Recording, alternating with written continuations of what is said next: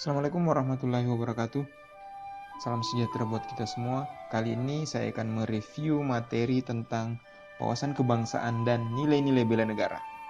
Materi ini telah dibawakan oleh Bapak Andi Wahyudi pada kegiatan Latsar CPNS Angkatan 15. Kesadaran berbangsa dan bernegara berarti sikap dan tingkah laku yang harus disesuaikan dengan kepribadian bangsa dan selalu mengaitkan dirinya dengan cita-cita dan tujuan hidup bangsa Indonesia sesuai dengan apa yang telah diamanahkan dalam pembukaan Undang-Undang 1945. Adanya rasa kesatuan, rasa memiliki kesadaran dan tanggung jawab sebagai warga negara Indonesia yang menghormati lambang-lambang negara dan mentaati peraturan perundang-undangan.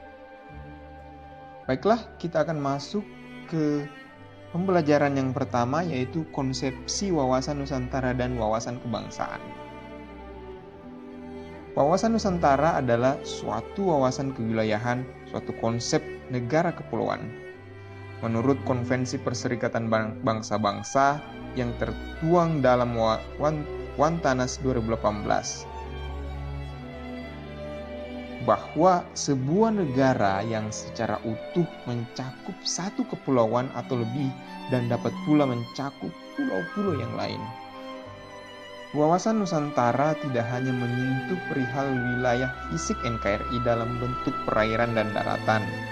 Wawasan Nusantara adalah cara pandang bangsa Indonesia mengenai diri dan lingkungannya, sehingga diperlukan pemahaman tentang konsepsi kebangsaan dalam memahami wawasan Nusantara. Untuk dapat memahami wawasan Nusantara, kita juga mesti memahami konsepsi kebangsaan. Apa sih yang dimaksud dengan bangsa? Bangsa menurut Otto Bauer lebih menitik beratkan pada karakter atau perangai yang dimiliki sekelompok manusia yang dijadikan jati diri suatu bangsa. Karakter-karakter tersebut akan tercermin pada sikap perilaku bangsa atau warga bangsa. Selanjutnya kita akan melihat apa sih syarat-syarat yang dibutuhkan oleh sekelompok manusia agar dapat disebut sebagai sebuah bangsa. Yang pertama, tentunya memiliki sejarah hidup yang sama. Yang kedua, memiliki karakter atau jati diri sebagai identitas nasional. Yang ketiga, menempati suatu kesatuan wilayah yang memisahkan wilayah tersebut dari wilayah lainnya. Sementara itu, kelahiran bangsa Indonesia tidak dapat dilebaskan dari perkembangan dunia pada permulaan abad ke-20.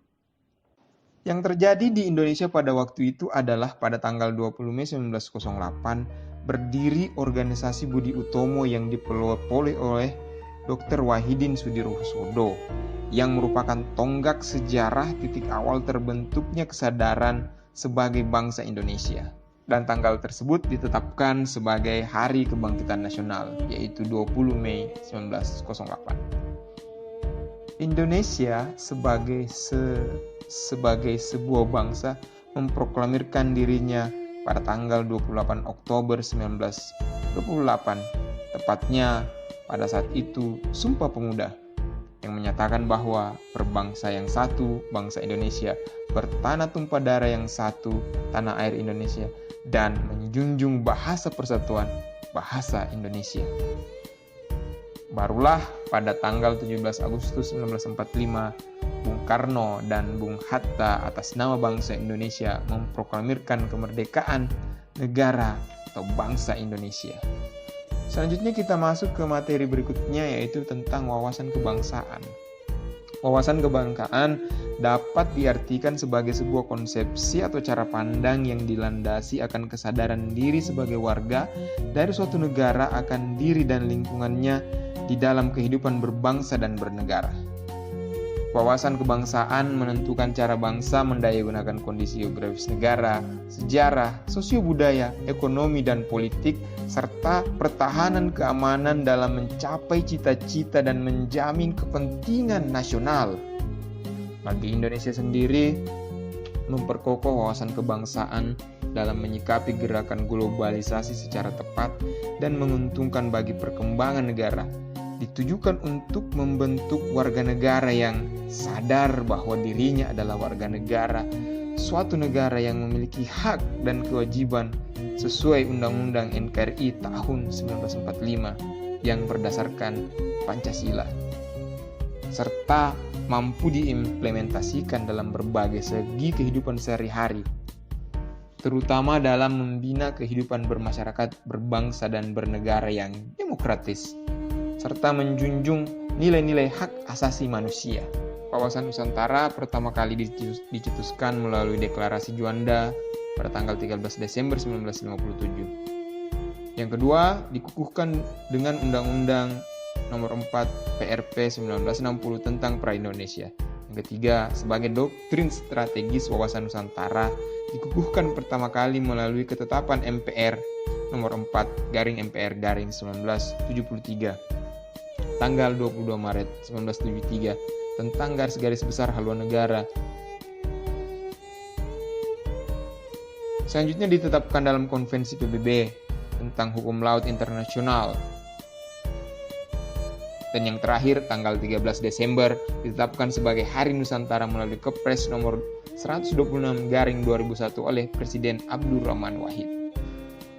Wawasan Nusantara sebagai cara pandang dan sikap bangsa Indonesia mencerminkan jati diri dan bentuk geografinya dalam kesatuan yang utuh berdasarkan Pancasila dan Undang-Undang NKRI tahun 1945. Dengan demikian, wawasan Nusantara bukanlah sekedar konsep kewilayahan. Ia adalah cara pandang dan sikap bangsa Indonesia mengenai jati diri, lingkungan geografi, dan sumber dayanya, serta segala potensi fisik dan non-fisik yang terkandung lahir dari interaksi elemen-elemen tersebut.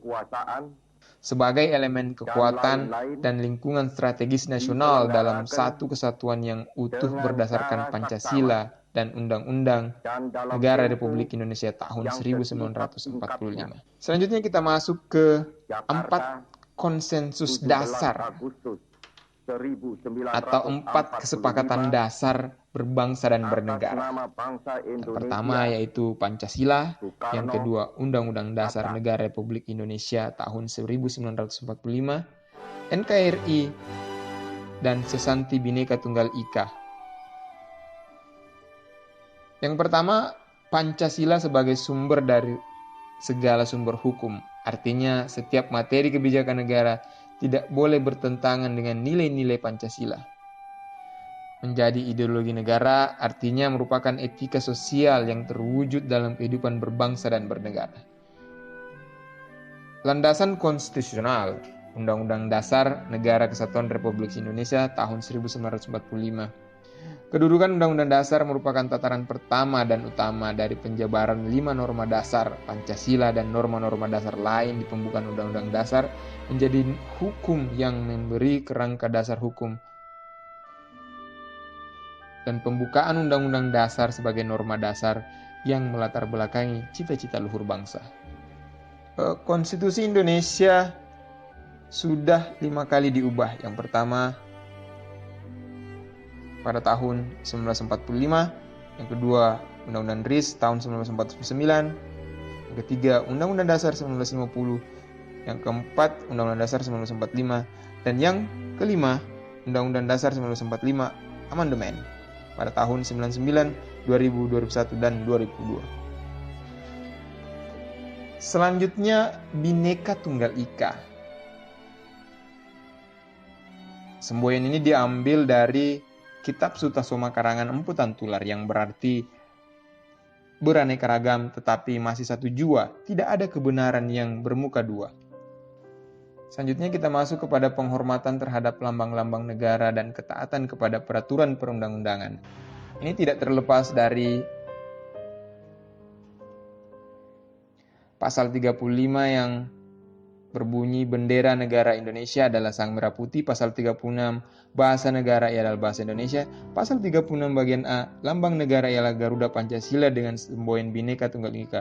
Pasal 36B lagu kebangsaan ialah Indonesia Raya. Dan pasal 36C ketentuan lebih lanjut mengenai bendera dan bahasa lambang negara serta lagu kebangsaan diatur dengan undang-undang. Selanjutnya, membina nasionalisme. Salah satu caranya adalah mengembangkan persamaan di antara suku-suku bangsa, mengembangkan sikap toleransi, memiliki rasa senasib dan sepenanggungan di antara sesama bangsa Indonesia. Selanjutnya, membina kerukunan dan menjaga persatuan dan kesatuan bangsa bisa diukur melalui kerukunan dalam berbudaya, kerukunan dalam beragama, persatuan dan kesatuan, dan nasionalisme. Terakhir, sebagai seorang aparatur sipil negara memiliki fungsi dan tugas. Yang pertama, melaksanakan kebijakan publik yang dibuat oleh PPK. Yang kedua, melaksanakan pelayanan publik yang profesional dan berkualitas. Dan yang ketiga, mempererat persatuan dan kesatuan negara kesatuan Republik Indonesia. Demikian yang bisa saya sampaikan pada pertemuan kali ini. Terima kasih banyak atas partisipasi teman-teman. Assalamualaikum warahmatullahi wabarakatuh.